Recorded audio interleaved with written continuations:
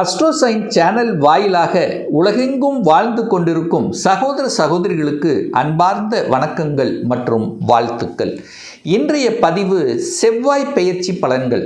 அதாவது மீன மனையில் இருந்த செவ்வாய் பகவான் இப்போ மேச மனையில் வந்து ஆட்சி பலத்தோட ஸ்ட்ராங்காக இருக்க போகிறார். எதுவரைக்கும் இருக்க போகிறார்னா 20/6/2026 வரை மேச மனையில் செவ்வாய் பகவான் ஆட்சி பலத்தோட ஸ்ட்ராங்காக இருந்து பலனை தரப்போகிறார்.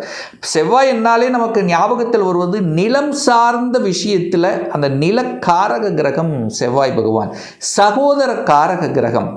அதே சமயத்தில் இந்த ரியல் எஸ்டேட் சம்பந்தப்பட்ட துறைக்கு சொந்தக்காரர் இந்த செவ்வாய் பகவான். கோபப்படுறது, ஆக்ரோசப்படுவது, வேகமாக செயல்படக்கூடிய ஒரு கிரகம் செவ்வாய். ஸோ அந்த செவ்வாய் பகவான் பார்த்தீங்கன்னா 28/5/2026 வரை அஸ்வினி நட்சத்திரத்தில் ட்ராவல் பண்ண போகிறார். அதே போல் 15/6/2026 வரை பரணி நட்சத்திரத்திலும், அதற்கப்புறம் 20/6 வரை மேசத்தில் இருக்கக்கூடிய கிருத்திகை நட்சத்திரத்தில் இந்த செவ்வாய் பகவான் பிரயாணம் பண்ணி பலனை தரப்போகிறார். அப்போது இந்த பதிவை முழுவதுமாக பாருங்கள், ஸ்கிப் பண்ணாமல் பாருங்கள். கண்டிப்பாக ஏதாவது ஒரு ரூபத்தில் உங்களுக்கு யூஸ்ஃபுல்லாக இருக்குங்கிறதுல எந்தவித மாற்று கருத்தும் கிடையாது. நம்ம சேனலை நீங்கள் ஃபஸ்ட்டு டைம் பார்ப்பவர்கள் என்றால் மறக்காமல் சப்ஸ்கிரைப் பண்ணிக்கிங்க. துலாம் ராசி அன்பர்களே, செவ்வாய் பெயர்ச்சியால் என்ன பலன்? அதாவது மீன மனையில் இருந்த செவ்வாய் பகவான் இப்போ மேச மனையில் ஆட்சி பலத்தோட வலிமையாக இருந்து பலனை தரப்போகிறார். அப்போது இந்த துலாம் ராசி அன்பர்களுக்கு இந்த செவ்வாய் பகவான் யார் அப்படின்னா 7க்குரியவன், திருமணஸ்தானத்தின் அதிபதியும் அவரே. அதே சமயத்தில் தனம், குடும்பம், வாக்குஸ்தானத்தின் அதிபதி தான் இந்த செவ்வாய் பகவான். இப்போ ஆட்சி பலம் ஸ்ட்ராங்காக இருக்கார். இதுவரைக்கு 6ஆம் இடத்தில் இருந்து வந்த கடன், நோய், எதிர்ப்பு, பகை ஸ்தானத்தில் இருந்து வந்த செவ்வாய் பகவான் இப்போ 7ஆம் இடம் என்று சொல்லக்கூடிய திருமணஸ்தானத்தில் வந்து அமர்ந்து கொண்டு ஆட்சி பலத்தோட ஸ்ட்ராங்காக இருந்து பலனை தரப்போகுது. நேர செவ்வாய் லக்னத்தை பார்க்குது. வேகமாக விரைவாக செயல்படக்கூடிய தன்மைங்கிறது இந்த காலகட்டம் நிச்சயமாக உண்டு. ஏன்னா செவ்வாய்ங்கிறது வேகம், அந்த வேகத்தோடு செயல்படக்கூடிய தன்மை, சுறுசுறுப்போடு செயல்படக்கூடிய தன்மை. அந்த செவ்வாய்ங்கிறது சில சமயங்களில் கோபம் வரும், ஆக்ரோஷம் வரும், நல்ல விஷயத்துக்காக கோபம் வரும். ஸோ இதெல்லாம் நீங்கள் எடுத்துக்கலாம். அப்போது செவ்வாய் பகவான் வலிமை பெறக்கூடிய இந்த காலகட்டத்தில் செவ்வாய்ங்கிறது தனத்தை கொடுக்கக்கூடியவன். ஏன்னா 2ஆம் அதிபதி அல்லவா, 2ஆம் அதிபதி ஆட்சி பலம். அப்போ என்ன அர்த்தம்? பணம், பொருளாதாரம் வலிமையடை போகிறதுன்னு அர்த்தம். அப்போ இதுவரைக்கு காசு பணம் சார்ந்த விஷயத்தில் பிரச்சனை இருந்து கொண்டிருந்த இந்த துலாம் ராசி என்பர்கள் இப்போ உங்களுடைய முயற்சியால் அது தீர்க்க போறீங்கன்னு அர்த்தம். ஏன்னா 2ஆம் அதிபதி 6ல் இருந்தார், பணம் ஒரு எதிர்ப்பில் இருந்தது, ஒரு பகை அப்படிங்கிற இடத்துல இருந்தது, இப்போ அது தீர்க்க போகிறது. அப்போது 2ஆம் அதிபதி உங்களை பார்க்குறார், பணம் உங்களை பார்க்கிறதுன்னு அர்த்தம். அப்போ ஏதாவது ரூபத்தில் நீங்கள் செய்யக்கூடிய தொழிலாக இருந்தாலும், வேலையாக இருந்தாலும், வியாபாரமாக இருந்தாலும் பணம் உங்களை வந்து அடைவதற்குண்டான அத்தனை வாய்ப்புகளும் சந்தர்ப்பங்களும் உங்களுக்கு ஏற்படுத்தும். பணம் எங்கேயாவது கொடுத்து வைத்தீர்கள் என்றால் அந்த பணம் உங்களுக்கு திரும்ப கிடைக்கக்கூடிய சாத்தியக்கூறுகள் இந்த காலகட்டம் சிறப்பாக இருக்கிறது. அதே சமயத்தில் குடும்பம், அப்போது குடும்பம் சார்ந்த விஷயங்கள் நற்பலனை தரக்கூடிய அமைப்பு.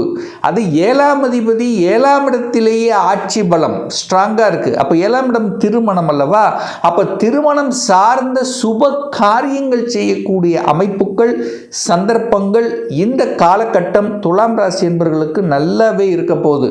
அப்போ திருமணம் டக்கு டக்கு நடக்கக்கூடிய அமைப்பு. இதுவரை திருமணம் ஆகாதவர்களுக்கெல்லாம் இப்போ திருமணம் செய்யக்கூடிய சந்தர்ப்ப சூழ்நிலைகள் உங்கள் பக்கத்திலே வந்து அமர்கிறது. அப்போ உங்கள் முயற்சியால் கை கூட போகிறது அப்படின்னு அர்த்தம். அதே சமயத்தில் கணவனாக இருந்தாலும் சரி அல்லது மனைவியாக இருந்தாலும் சரி, அந்த 7ஆம் இடம் வலிமை பெறுதல்லவா, அப்போ உங்களுக்குள்ள அந்யோன்யம் பெருகும். சின்ன சின்ன கருத்து வேறுபாடுகள் இருந்து பிரிந்தவர்கள் அல்லது கொஞ்சம் ஒரு கசப்புணர்வோடு இருக்கக்கூடிய தம்பதிகள் எல்லாம் இந்த காலகட்டம் விட்டு கொடுக்கக்கூடிய மனப்பான்பு, நம்ம குடும்பம் என்கின்ற பொதுநலத்தன்மை கண்டிப்பாக உங்கள் ஆழ்மனதில் விதைக்குங்கிறதுல மாற்று கருத்து என்பது நிச்சயமாக இல்லை. அப்போ செவ்வாய் வலிமை பெறுகிறது. செவ்வாய் வலிமை பெற்றாலே மருத்துவம் சார்ந்த துறை, அந்த துலாம் ராசி என்பவர்கள் இப்போ ஒரு +2 எழுதி ஒரு மருத்துவம் சார்ந்த துறைக்கு போகணும் என்கின்ற மன எண்ணத்தில் தைரியத்தில் இருக்கக்கூடியவர்களுக்கெல்லாம் சக்சஸ் கொடுக்கக்கூடிய, தன்னம்பிக்கை கொடுக்கக்கூடிய அமைப்பில் இந்த மாதம் இந்த காலகட்டம் சிறப்பு பெறுகிறது அப்படின்னு எடுத்துக்கலாம். அதுபோக உங்கள் பேச்சு ஸ்ட்ரெயிட் ஃபார்வர்டாக இருக்கும், கம்பீரமாக இருக்கும். ஒரு என்ன சொல்கிறது, ஒரு அதிகார தோரணை என்பது நிச்சயமாக உங்கள் பேச்சில் இருக்கும்.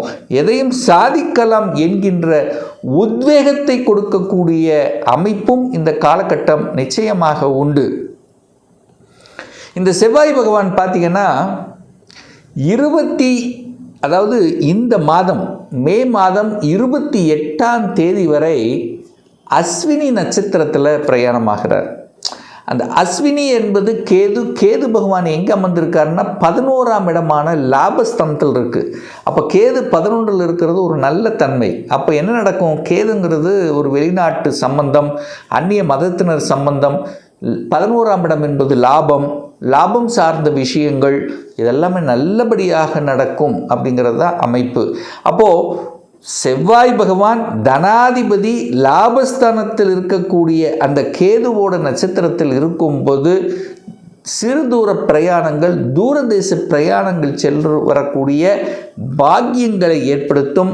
வெளிநாட்டு சார்ந்த விஷயங்கள், இம்போர்ட் எக்ஸ்போர்ட் சம்பந்தப்பட்ட விஷயங்கள், வெளிநாட்டு நண்பர்களை கொடுக்கக்கூடிய அமைப்பு, அந்நிய மதத்தினரால் நல்லவைகள் நடக்கக்கூடிய அமைப்புகள், ஞானம் பெறுகின்ற அமைப்பு, கடவுள் மேலே அதாவது ஆன்மீகம் சார்ந்த விஷயத்தில் சில ஈடுபாடுகள், இதெல்லாமே கொடுக்கக்கூடிய ஒரு நல்ல காலகட்டமாக இந்த துலாம் ராசி என்பவர்களுக்கு நிச்சயமாக அமையும். அடுத்து பார்த்திங்கன்னா 29/5/2026 15/6/2026 வரை, ஸோ இந்த காலகட்டம் செவ்வாய் பகவான் பரணி நட்சத்திரத்தில் பிரயாணம் பண்ண போகிறார். பரணி அப்படிங்கிறது சுக்கிரன் என்பது உங்கள் ராசி அதிபதி. அப்போ உங்கள் ராசி அதிபதியினுடைய நட்சத்திர சாரத்தில் பிரயாணம் பண்ணக்கூடிய இந்த காலகட்டம் நல்ல பாக்கியங்களை கொடுக்கும். ஏன்னா இப்போ சுக்கிரன் 9ஆம் இடத்தில் இருக்கார், அது குருவோட சேர்ந்து இருக்கார்.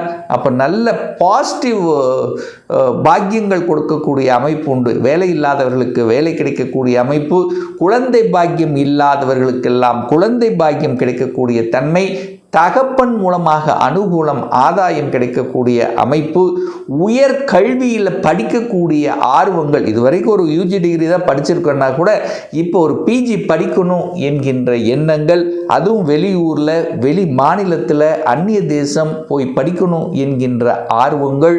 அதே சமயத்தில் பார்த்திங்கன்னா அந்த சுக்கிரன் என்பது கலைத்துறை, இந்த கலைத்துறையில் பணம் சம்பாதிக்கக்கூடிய அமைப்பு, கலைத்துறையில் ஈடுபடக்கூடிய தன்மை.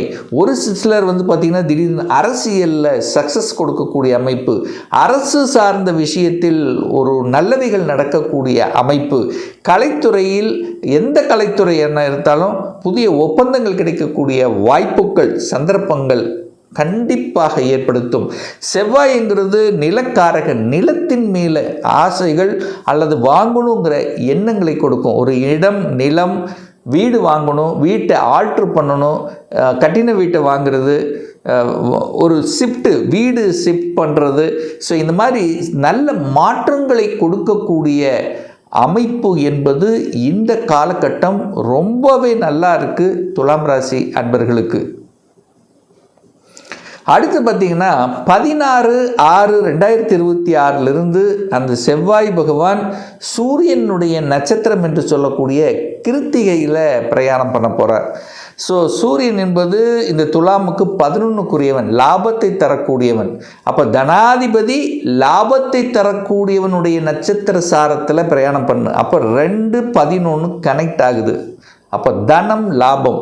ஸோ இந்த காலகட்டத்தில் தான் தனலாபத்தை கொடுக்கக்கூடிய ஒரு காலகட்டம். தொழிலில் எத்தனை இன்வெஸ்ட் பண்ணியிருந்தாலும், ஒரு முதலீடு போட்டிருந்தாலும் இப்போ லாபத்தை வரக்கூடிய அமைப்பு, இல்லை இன்னொரு தொழிலை செய்யணும், தொழிலை விரிவாக்கம் பண்ணணும், இப்போ இந்த மாதிரியான எண்ணங்களை எல்லாமே கொடுக்கும். லாபம் கண்ணோட்டத்தில் செயல்படக்கூடிய தன்மை, லாபம் அடைவதற்கு என்னென்ன பிளான் போடணுமோ அந்த பிளான் எல்லாம் போட்டு சக்ஸஸ் பண்ணக்கூடிய ஒரு காலகட்டம் இந்த துலாம் ராசி என்பர்கள் அப்படின்னு சொல்லுவேன். அப்போ செவ்வாய் சூரியன் ஹீட்டு உஷ்ணம். அப்போ உஷ்ணம் சம்பந்தப்பட்ட தொந்தரவுகளும் வருவதற்கான வாய்ப்பு இருக்குது. அப்போது ஹீட்டு உஷ்ணம் வராமல் பார்த்து கொள்வது நல்லது. வயிற்று சம்பந்தப்பட்ட, ஜீரணம் சம்பந்தப்பட்ட, எலும்பு சம்பந்தப்பட்ட, பல் சம்பந்தப்பட்ட, கண் சம்பந்தப்பட்ட இந்த ஏரியாவில் கொஞ்சம் பார்த்துக்கணும் அப்படிங்கிறத ஞாபகத்தில் வைத்து கொள்ளுங்கள். அரசு சார்ந்த துறை, அரசு எக்ஸாம் எழுதணுங்கிற எண்ணங்கள் இந்த காலகட்டத்தில் தான் உங்களுக்கு உதயமாகும். அப்போ சென்ட்ரல் கவர்மெண்ட், ஸ்டேட் கவர்மெண்ட் சம்மந்தப்பட்ட எக்ஸாம் எழுதுவது, அதில் சக்ஸஸ் பண்ணுவது, அதில் நாட்டத்தை செலுத்துவது, அரசு காரியங்களில் வெற்றி அடைவது, அரசாங்கத்தின் மூலமாக நன்மைகள் பெறுவது, தகப்பன் மூலமாக நன்மைகள் பெறுவது, சூரியனைப் போல சுற்றி வருவது, ஒரு தன்னம்பிக்கையோட ஒரு கௌரவம் புகழ் கிடைப்பது, இது எல்லாமே சூப்பராக இருக்கக்கூடிய ஒரு அற்புத காலகட்டமாக இந்த காலகட்டம் அமைப்போகுது. நல்ல நல்ல செயல்பாடுகள், ஒரு நல்ல குட் நியூஸ் கிடைக்கக்கூடிய ஒரு இன்ப அதிர்ச்சி, இது கிடைக்காம இருந்தது, இது கிடைச்சிருச்சு அப்படின்னு சந்தோஷத்தை தரக்கூடிய சில நிகழ்வுகளும் எதிர்பார்க்கலாம் இந்த துலாம் ராசி அன்பர்கள். இன்னும் ஒரு துல்லிய பலன் உங்களை பற்றி கம்ப்ளீட்டாக தெரிஞ்சுக்கணுமா? இந்த 2026 எப்படி இருக்க போகுது? உங்களுடைய கொடுப்பினை என்ன? சொந்த தொழிலா வேலையா? அப்போது சொந்த தொழில்னா எப்போ நமக்கு செய்யக்கூடிய கொடுப்பினை இருக்குது, வேலையில் எப்போ நமக்கு ப்ரமோஷன் கிடைக்கும். இப்போ +2 படிச்சுட்டேன், எந்த கோர்ஸ் எடுத்து படித்தால் நம்மளுடைய ஃப்யூச்சர் நன்றாக இருக்க போகுது? 2026 எப்போ எனக்கு திருமணம் நடக்க போகிறது? எப்போ எனக்கு குழந்தை பாக்கியம் கிடைக்கும்? எப்போ நான் வீடு கட்டுவேன்? ஸோ இது போன்ற கேள்விகளுக்கு துல்லியமான பதிலை நம்மால் கூற முடியும். ஒரு பர்சனல் கன்சல்டேஷன் எடுத்துக்கணும், ஒரு சுய ஜாதகம் பார்க்கணும் என்று விருப்பப்படக்கூடிய அன்பர்கள் டிஸ்பிளே தெரியக்கூடிய நம்பருக்கு வாட்ஸ்அப் மூலியமாகவோ ஃபோன் கால் மூலியமாகவோ தொடர்பு கொண்டு அப்பாயின்மெண்ட் பெற்றுக்கொண்டு நேரடியாகவோ அல்லது ஆன்லைன் மூலமாகவோ கன்சல்டேஷன் எடுத்துக்கலாம். நம்மளுடைய அலுவலகம் கோயம்புத்தூரில் அமைந்துள்ளது. அதாவது கோயம்புத்தூரிலிருந்து மேட்டுப்பாளையம் செல்லும் வழியில் வெள்ளக்கிணர் பிரிவு அருகில், அதாவது அண்ணாபூர்ணா ஹோட்டலுக்கு பக்கத்தில் அமைந்துள்ளது. பிரியர் அப்பாயின்மெண்ட் வாங்கிட்டு நேரடியாக கன்சல்டேஷன் எடுத்துக்கலாம். இந்த ராசி நட்சத்திர நேயர்கள் அனைவரும் வாழ்க வளர்க வளம் பெறுக என்று எனது வாழ்த்தினை தெரிவித்து கொண்டு விடைபெறுகிறேன். நன்றி, வணக்கம், வாழ்த்துக்கள்.